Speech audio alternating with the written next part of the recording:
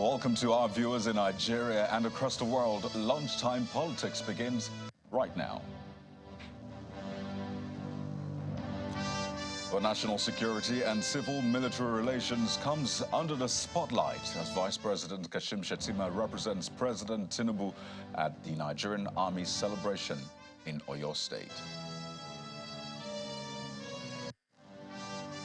And more twists in the investigation of former Kano State Governor Abdullahi Ganduje as a state anti-graft agency carries out forensic analysis of the 2018 dollar video. But a coalition of CSOs says it is politically motivated.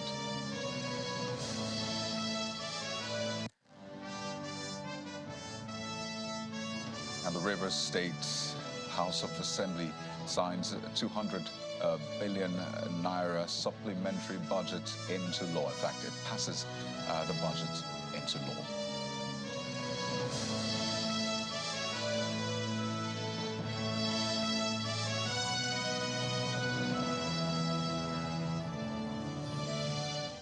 Welcome to the show. I'm Kayode Okikulu. Let's begin with security matters as Vice President Kashim Shettima is representing President Bola Tinubu at the 2023 Army Day celebration in Ibadan.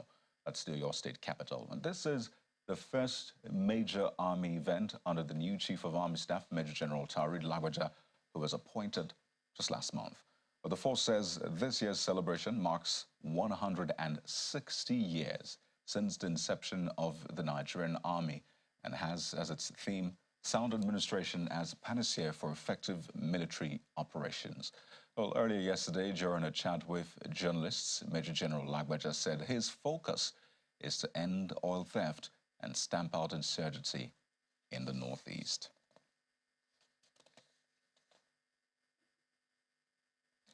Well, we have more security stories for you down the line, but let's talk about what is playing out in Kano State.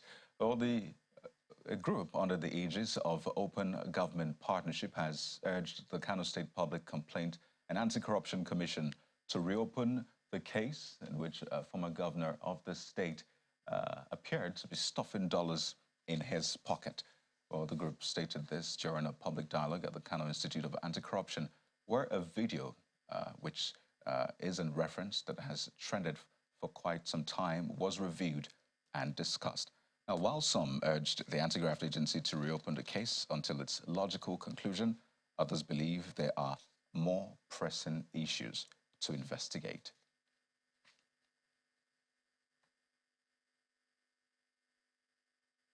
So this case has been on for some time now. In fact, 5 years. The video surfaced in 2018 and got a lot of people talking, but it seemed to pipe down a bit. But now it is back in the front burner. So let's get into all of this. What exactly is playing out? We're joined on the program this afternoon by Mr. Muyi Magaji, who is a chairman of Public Complaint and Anti-Corruption Commission in Kano State.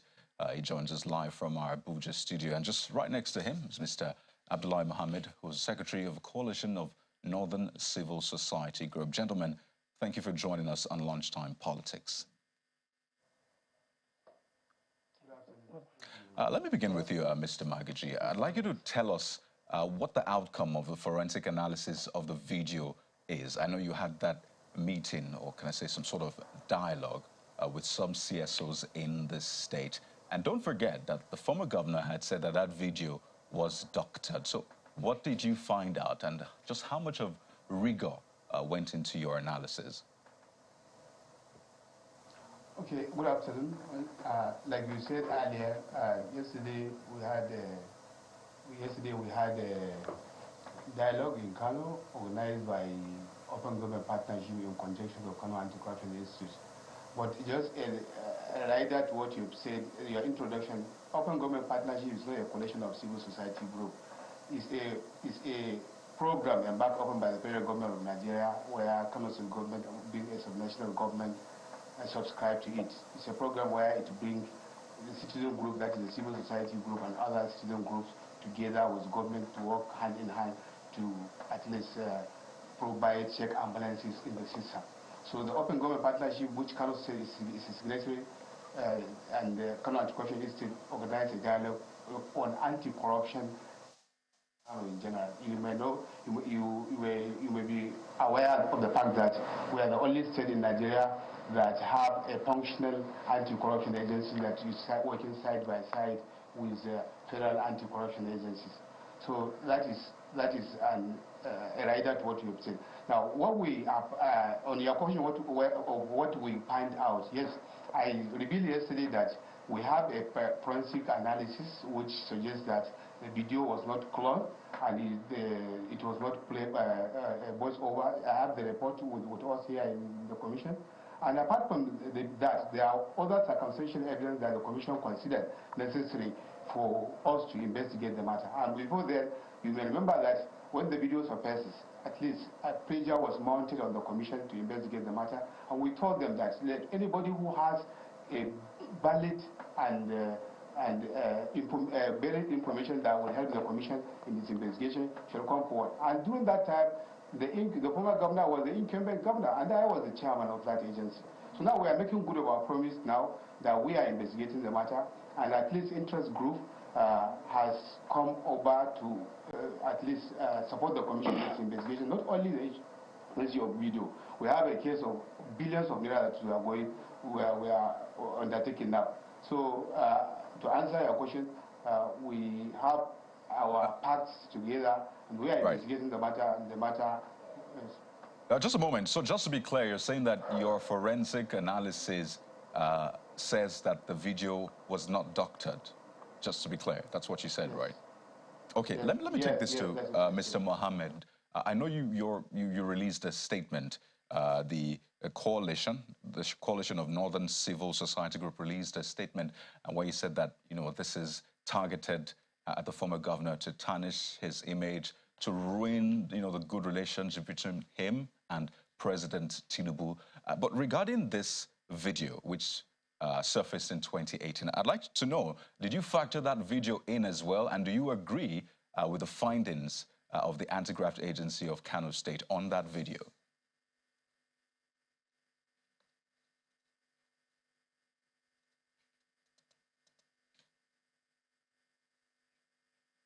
Okay, well, Mr. Mohammed, I can't really hear you. In fact, I can't hear you at all. So just allow us to sort that part out, and we'll get back to you. We'll ensure that we'll get your response. So just hang on a minute while that is resolved. Well, let me take this back to Mr. Magaji. So there's a court case, particularly on that issue, and it's been referenced time and again. So how are you going on with this, even though there's a court proceedings already going on this particular case? How do you reconcile that?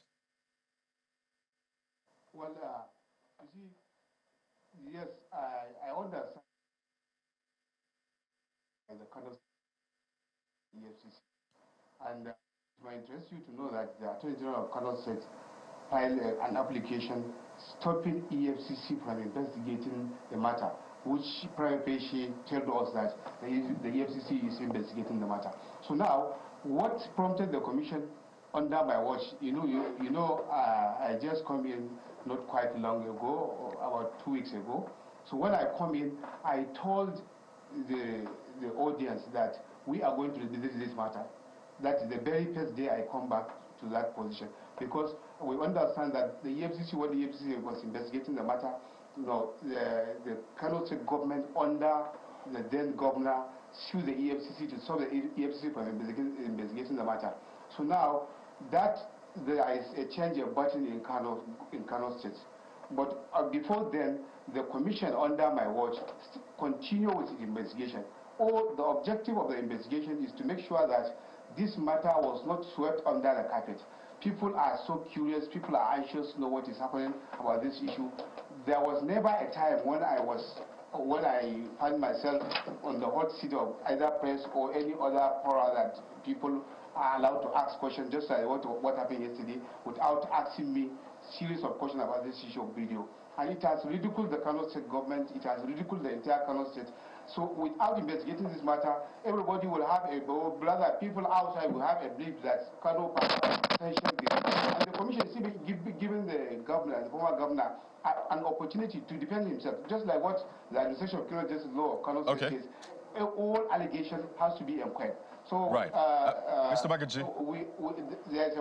Yes. Pardon me, hang on a minute. Let's speak with Mr. Mohammed now. Just to be clear, Mr. Mohammed, you can hear me, right?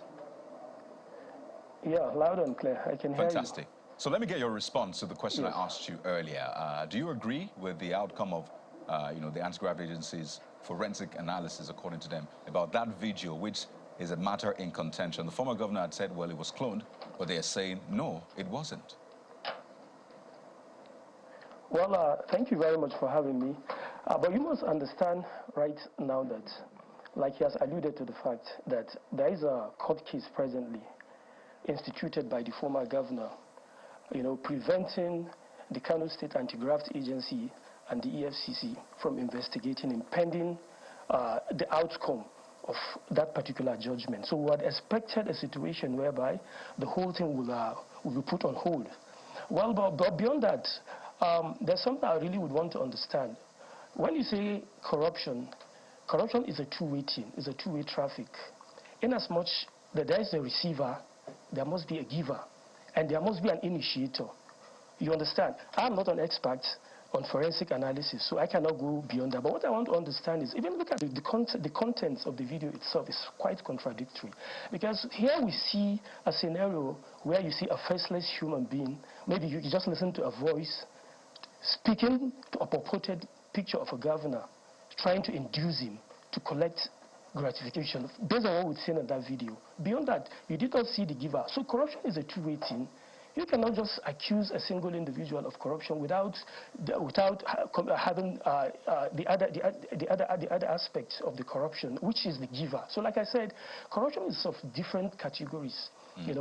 But even going by the concept of corruption itself, corruption is what you call an unwholesome or dishonest act between a person or group of persons. So you cannot single out a particular person and accuse him of some form of corruption. So it's a two-way thing, as it is, and it will remain what it is right now. You did not see the other partner, the other party, the purported party that is involved in the corruption. So that is the reason, the cognate reason why the governor instituted that particular claim that, okay, they should put all these things on. And he still said he disagreed with whatever it is. Personally, I was not privy to be part of that panel he had yesterday at the anti-corruption body for me to look at the analysis itself. But it still remains what it is. Like I said, you cannot just accuse a single person of corruption without having the other party, because like I said, it's a two-way traffic. Right. So that alone is enough to put some kind of contradiction in the video. Yeah. So, I mean, you have said you've seen the video, and I imagine a lot of Nigerians have seen it, but I'd like you to just speak to the forensic analysis that has now been done by the anti-graft agency. And it says, contrary to what the former governor said, the video was not cloned, neither was it doctored. So in the light of that, would you want the anti-graft agency to go ahead with the investigation to see whether he might be, even let go eventually, proven guilty or otherwise, so that at least all things can move on? Oh, well, if you look at the whole thing, you see the reason why we put out that press release yesterday, the timing of the whole process is suspect. Is whole suspect.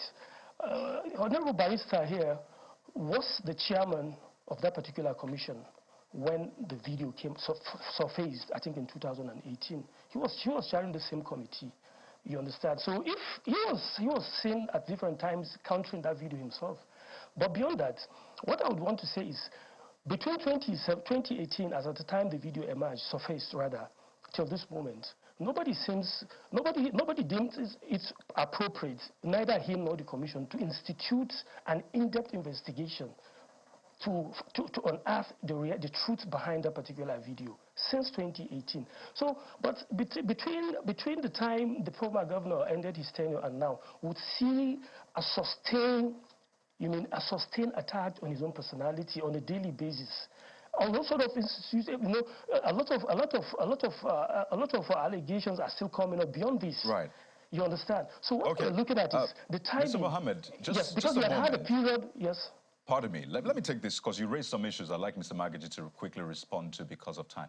So Mr. Magaji, he's raised some issues that touch on your time in that office in 2018. So please respond to that. Okay, Kaudi, a gentleman here, my good brother, was not with me when I was there to answer questions about this video on the sideline meeting of the United Nations in New York sometimes back. So I will not be surprised. He is entitled to his own opinion, and the group too are entitled to their own opinion. But I'm here as a chairman of an executive branch of government, that is Kano State Public Complaints and Anti-Corruption Commission, an agency of government established by law with mandates enshrined by the law of the land to investigate or initiate investigation into alleged corrupt practices in the state when we have made our due diligence. So when he was saying timing, this matter, we have started investigating this matter since 2018. And I was approached then, and I was not critical to the video per se. I was asking questions that people should come forward and give us more information. You can go. Internet does not lie. The records are there to speak. We lawyers, we say the absolute facts speak for itself. So what we did was to give an opening for people to come forward with information. Right. And before that, after that, the governor himself provides circumstantial evidence. Like what he rightly said, there are two people, the giver and the taker. In that video, it's only two voices that you can hear. You can hear the voice of the governor, and you can hear the voice of the alleged contractor. Nobody knows the contractor, obviously. But here, we have a Kano, people that knows perhaps there might be somebody which we can recognize his voice. Because if you call somebody now that knows you very well, that is familiar with your voice, even without a number that he's familiar with, or the number he knows, he can call your name. Gentlemen, we have to anchor now. But before we go, Mr. Magaji, so are you saying you go ahead with this investigation, and do you plan to bring in the former governor for questioning? I just signed an invitation letter for him to appear next week, because this is what the law says. So what if he doesn't appear? Ample and golden opportunity for him. You said? What if he doesn't appear? No, there is what the law provides. The law is coercive in nature. It compels obedience. The law doesn't lobby you to come and do certain things. There are procedures, and we will follow all the necessary steps to do what is needful. Okay, clearly this is a developing story, but I'd like to thank you so much for your time. Both gentlemen, Mr. Muyi Magaji is the Chairman of Public Complaints and Anti-Corruption Commission, Kano State, as well as Mr. Abdullahi Mohammed, Secretary, Coalition of Northern Civil Society Group. Gentlemen, thank you so much for your time. Clearly, this conversation is far from over, but thank you once again. Well, let's now bring you breaking news, and this is coming from the very top. That's the presidency, and we have it for you that President Tinubu has signed executive orders suspending the 5% excise tax on telecommunication services, amongst others. President Bola Tinubu signed 4 executive orders, one of which is a suspension of that 5% excise tax on telecommunication service, as well as excise duties escalation on locally manufactured product. The special advisor to the president on special duties, communications and strategy, Mr. Dele Alake, announced this today while addressing State House correspondents at the State House. And he stated that the president also signed the Finance Act, which effective date variation order 2023, which now defers the commencement date of the changes contained in the act from May the 23rd this year to September the 1st, also this year. Again, President Bola Tinubu has signed executive orders suspending 5% excise tax on telecommunications services, amongst others. Definitely, we'll bring you more on this story and the implications in the coming hours. Please stay with Channels Television. Well, let's now head over to Zamfara State now. Well, it concerns security, and there seems to be some sort of resurgence of insecurity in the state with some recent attacks. Just yesterday, a member of the Nigerian Bar Association, Barrister Ahmed Abubakar, was abducted by gunmen from his home at the Kotorkochi town of Bungudu local government area, and he was subsequently murdered. Well, this same thing happened in August 2022, where another member of the bar, Sir Benedict Azza, was murdered by gunmen in the Gusau region of Zamfara State.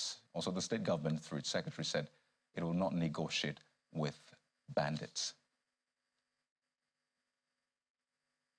So what exactly is the solution to the insecurity in Zamfara State? there's been a new governor for over a month now, and you just wonder what are the strategies being put in place and what needs to be done. We're joined on the program this afternoon by Mr. Nuruddin Abdallah, who is a public affairs analyst, investigative journalist as well, has covered this quite extensively, joins us from our Abuja studio. Thank you for joining us on the program, Mr. Abdallah. Thank you very much. Well, so it seems that bandits are on the prowl in Zamfara state, in spite of a new administration which seemed to have come with some sort of vigor. And the killing of a lawyer just recently is a testament to that. Very shocking and sad. And I wonder for you, is it that the government has not been able to get a proper handle on insecurity, or is this, as they say, just a flash in the pan, but not forgetting that this is a life of a person that was taken?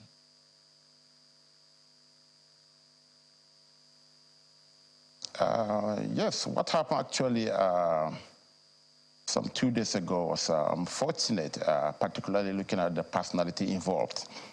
I think the slain lawyer is the second lawyer, member of the NBA in the state, to be murdered by the rampaging gunmen in the last 1 year or so. But my thinking is this. You know, the new government is in place maybe in the last 30 days. So when you look at it, and banditry there has been raging for more than 4 to 5 years, you know, you understand. And from what we see on ground, I think the governor is trying to interface with the security agencies. If you remember, I think about 2 weeks ago, he was here, spent almost a week in Abuja. You see media reports, he was with the CDS, he was with the Army chief, the Air Force chief, you know, and the police authorities. And that is at the higher level. At the lower level, I saw him with even the commanders on ground in Zamfara state. You see him with the director of DSS, you see with the police chief, you see with even the military commanders. So I think maybe unlike what happened in the past, the governor must, one, show absolute commitment in ending banditry by taking specific and stringent measures, one of which is the decision of the state government, as well as the 7 states of the Northwest, that there will be no negotiation with bandits. Past governors in Zamfara state that included Yari, including Ibn Bello Matole, had negotiated with bandits, gave them money, collected some rifles. But the moment, maybe it's days or weeks after the negotiation and the photo ops, you will see the killings will resume. So there is no need. And more importantly, the federal government of President Muhammadu Buhari had proscribed bandits as terrorists. So the best way is to mobilize the security agencies through active intelligence, funding of the armed forces, as well as adequate logistics, but Mr. Abdallah, routing them completely. Right, Mr. Abdallah, this is, I mean, contrary to what former governor of the state, Senator Yerima, who visited the president some days back, suggested. He actually suggested that, you know, there should be some sort of dialogue first rather than military operations. And, I mean, this is someone who's governed this state anyway, and he said that the president described him as a father, that he should resolve some of those issues. So, really, are you saying that that's a terrible idea? I think only Yerima believes in what he is saying. I don't want to join issues with the former governor, but let's ask his former friend, Senator Yari. He negotiated with bandits in Zamfara state, maybe at the prompting of the Senator Yerima. But what did he get at the end of it? They reneged on their promise. They resumed the killings. Even Bello Matole, who was very close ally of Senator Yerima, negotiated with bandits, gave them money, and what have you? Did that stop the killing? No. So I think what the new governor, Governor Dodolawal did is the best thing. There won't be any negotiation. The money the state government is using to pay bandits, mobilize the military, mobilize the police, mobilize the state security service, get active intelligence, fund them, provide logistics, provide remuneration and allowances so that we can end this thing. And again, we saw a semblance of that in Kaduna.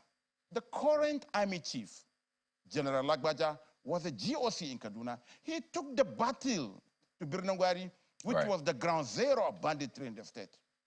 So I don't think what Yerima is doing actually is, with all due respect, is purely political, and Dama is just seeking for relevance. So you think that the out of political So you think, as we wind down, Governor Dodolawal will not be open to any of the suggestions the former governor makes, because he said during that meeting with the president that he's been asked to go to the state to resolve those issues. So are you saying that the governor will not be open to such advice? I don't think, and no Northwest governor will even listen to him. Maybe that's why he came to Abuja. So you think that the president is also... any northern state governor will listen to him. So even though he has the backing of the president, it would seem, think the governors will not listen to him? Yes, because, you know, I don't see President Tinubu negotiating with terrorists. They negotiated with them not once, not twice, not three times. And again, in Zamfara state, according to a recent research, there are more than 100 bandit groups. Which groups are you negotiating with? Okay. In and I think that's a great local place. government, you will see about 5 or 6 operating. Right, and I think that's a great place. So that is the dilemma. Right, but interesting decisions ahead for this government, and we'll definitely be on it. And we wish the Zamfara people the very best. So we're speaking with Mr. Nuruddin Abdallah, public affairs analyst and a journalist as well. Thank you so much for your time on the program. You're most welcome. My pleasure. And out to Rivers State, where the State House of Assembly has passed a bill approving a 200 billion naira supplementary budget as requested by the governor of the state, Siminala Ifobara. This followed a public hearing and third sitting of the bill at the Rivers State House of Assembly complex in Port Harcourt, the state capital, and both exercises held on the same day as the Speaker of the House announced the passage of the said bill. The figure is clear, 200 billion naira. But in every budget, and to determine responsiveness of every administration, there are parameters for determination. One of such is source of funding. Another critical area is repayment plan. This supplementary appropriation bill clearly states the source of funding for this budget, which is loans, bonds, statutory reforms, especially from the federal government, our internally generated revenue, and of course, statutory allocation. That is the source where government will get this money from. Well, that's been Lunchtime Politics for today. Well, you can say you've been served. We're back tomorrow with more political stories. Thank you so much for joining us. I'm Kaido Kikili. Goodbye.